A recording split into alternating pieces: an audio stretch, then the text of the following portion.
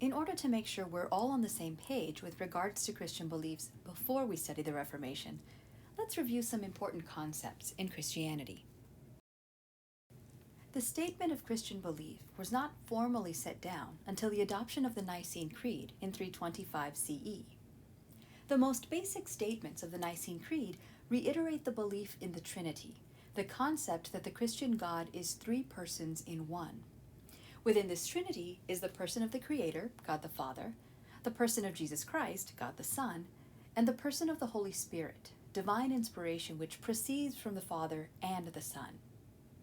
The Nicene Creed also states the belief that Jesus was both human and divine, and that Jesus died for the sins of humanity, and that he was resurrected and eventually ascended into heaven. It also confirms beliefs in various sacraments such as baptism and communion.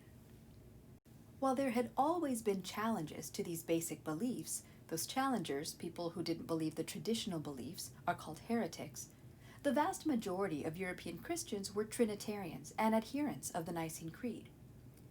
Even the split between East and West in 1054 didn't really challenge the basic beliefs so much as it did the hierarchy of power within the institutional church. Christians believed then, and Catholics and Orthodox Christians still do today, that salvation, going to heaven, is achieved through a combination of their Christian faith and their adherence to good works, to performing good actions. While there are lots of actions that could be considered good works, by the time we get to 1500, the Christian Church had adopted a set of 7 special good works known as sacraments. Completing these sacraments with a sincere heart demonstrated the depth of Christian belief. This artwork is part of a Renaissance altarpiece which depicts all 7 of the sacraments. The sacraments include baptism, which is a singular action. It is the welcoming of a person, usually an infant, into the faith, and it is the removal of original sin. Confirmation is also a singular action. In 1500, confirmation was usually done with baptism, and it was the action of inviting the Holy Spirit to give strength to a Christian so that they might be good examples of the faith and serve God faithfully. Communion is the action of celebrating the Last Supper, the action of becoming one with Christ. This is an action that was performed countless times during a lifetime. It was performed every single time a Christian attended Mass. Penance or reconciliation, the action of confessing sins to a priest and receiving forgiveness, well, this action is also repetitive, as a Christian is supposed to perform penance every single time they've sinned. Holy orders is also a singular action. It is the action of entering the service of the church, of becoming an ordained clergy member. Matrimony is also a singular action. This is the action of marrying someone for life and promising them loyalty. Holy orders and matrimony are mutually exclusive sacraments. For Christians in 1500, you could not be both an ordained clergy member and be married. And the last of the sacraments is the anointing of the sick. This is the action of praying the last rites over a human person, and this is usually done just before death or when one is fearing that they are near death. Besides the 7 sacraments, there were traditional good works that Christians regularly engaged in. And then, in the late 11th century, a new type of good work was established. This was the era of the Crusades, and in order to encourage men to go on crusade, where they'd obviously have to kill people, Pope Urban repopularized the concept of the indulgence. The indulgence was first introduced around the 3rd century as a way to reduce the amount of penance, of punishment, that a Christian would have to complete in purgatory before going to heaven.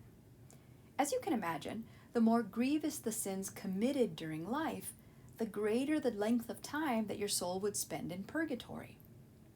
Initially, Christians could earn an indulgence for doing a variety of good works, such as going on pilgrimage.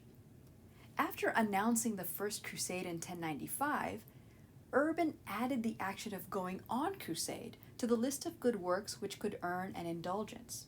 After all, Christian warriors were going to be doing a lot of killing, and their souls would probably need that kind of consideration.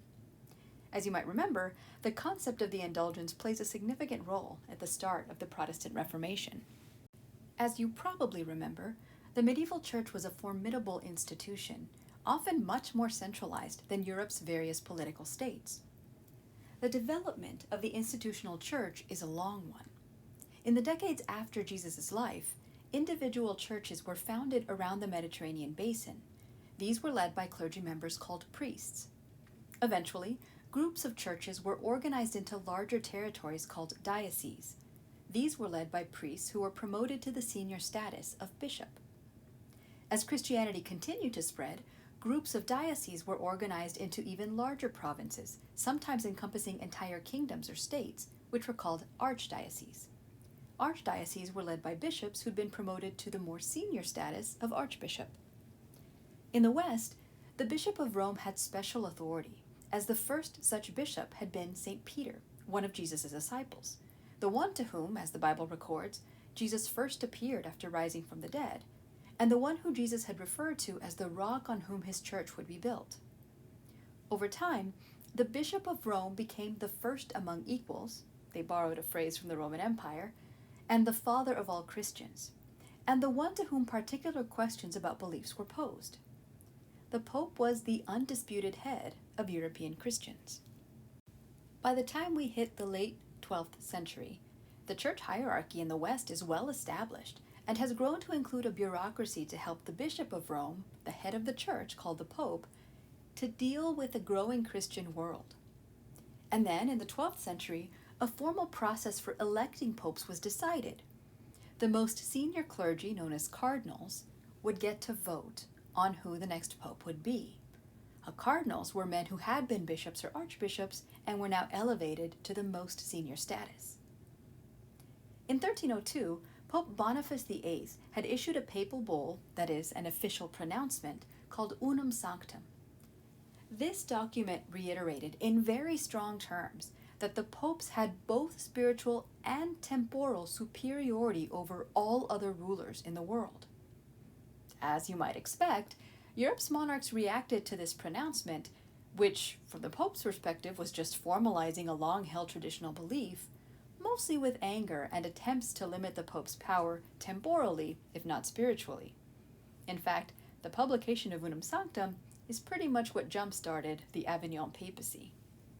In the centuries since the foundation of Christianity, church belief, practice, and teaching was written down and eventually became law. These laws, known as canon law, included not only rules but also penances. Eventually, these laws and precedents became so numerous that they required an entirely new body of professionals, canon lawyers. These were people, at this period of time all men, who were expert in this new field of canon law. The inclusion of canon lawyers into the institutional church meant that, certainly from the outside looking in, the church looked very much like any other powerful political kingdom, except it technically encompassed nearly all of Europe. Some of the best-known medieval rules of canon law included the requirement to read the Bible in Latin or Greek, depending on where in Europe you were, to attend religious service called Mass at least once a week, and to celebrate or keep holy the many, many feast days of the Christian Church. Of course, throughout the Middle Ages there had been people, almost always from within the Church, people like John Wycliffe and Jan Hus, who challenged different aspects of doctrine, such as the insistence on only Latin translations of the Bible. For most of these reformers, their criticisms were either taken well and used for reform, or, much more likely, especially after the publication of Unum Sanctum in the early 14th century, these people were hushed up or labeled heretics and left to the civil authorities to prosecute. As we get to the Renaissance, then, we have a church that is as well organized as any other major power, and better organized than most states, with an enormous body of bureaucrats, some of whom live in Rome, but most of whom live across Europe, with a viable and proficient tax system called the tithe, and which was absolutely able to utilize the patronage system of the Renaissance to draw attention to its wealth and power, especially in Rome. And into this world were born Martin Luther and Charles Habsburg, the subjects of our next lesson.